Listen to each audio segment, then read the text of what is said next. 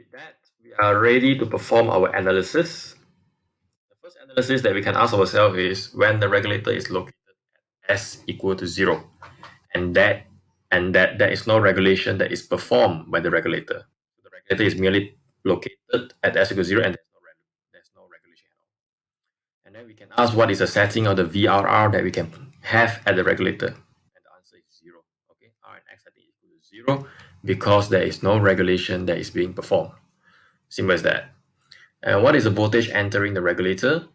So if the regulator is located at S equal to 0, it means that the voltage entering the regulator will be equal to Vp. Vp is the voltage at the primary bus. So S equal to 0 is the same node as the Vp. Therefore, VVR, which indicate the voltage entering the voltage regulator, is equals to Vp. And remember also that you have a bandwidth that you need to consider. So we want to get the conservative analysis. So we want the lowest possible voltage that is entering the regulator so that we get the lowest possible voltage when the voltage drop across the feeder at the end of it.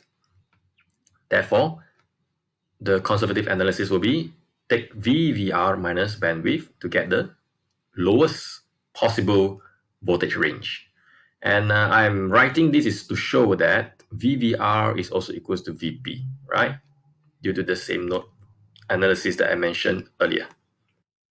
And then there's another question that we can ask is, what is the number of bus and book that the LTC need to perform in order to achieve the input voltage to our regulator to be 1.033 volt that we calculated here. Yeah. So the VST is the subtransmission before the LTC. If you can't remember the circuit, go back in earlier slide. So VST is 1.05. 1.05 we obtain from here, right? From here. VST, okay, the off-peak and peak value.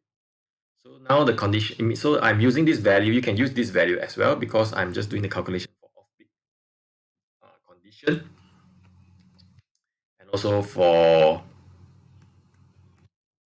this condition. So this condition is 1.0417. 1.0417 is at the zero load. Okay, zero load. So I'm using this value because I'm using VVR, the VP, okay, the VP as 1.0417, which is this. Therefore, this condition is for the zero load. If I use zero load conditions, therefore I use the off-peak value. All right, so that makes sense, yeah? So you can equally use this condition. This is for the peak load. So if you use this condition, then you have to use this value, okay, to match the condition, yeah? So this is to calculate the voltage drop, okay, due to the IZT, okay, across the LTC. So in entering the LTC is 1.05 minus the current and the impedance of the transformer LTC. So ZT is given to us earlier. So our challenge is to calculate what is the current entering the LTC. So current entering the LTC, you know that S equals to VI. So I'm writing here S equals to VI. So I take S over V to get the I over here. So what is the S and what is the V? This will be the S. And this is the V. Take this, divide this, 0.25 divided by 1.05. This value. Alright. And then don't forget, you need to consider the power factor, cos theta and sin theta. Cos theta is the power factor, leading or lagging, plus minus depending on leading or lagging. So this condition, I'm using the off-peak condition, so 0.95 leading. Yeah. Cos theta is equal to 0.95 because leading, so it's plus, and j sin theta. So you have to do the calculations. Cos theta equals 0.95, get the value of theta, and do the sin theta value. You get this. So I'm just substituting all the value inside here, and I got this value. So it means that from the LTC, all right, due to the voltage drop across the LTC, I'll get 1.0589 per unit. But I want to get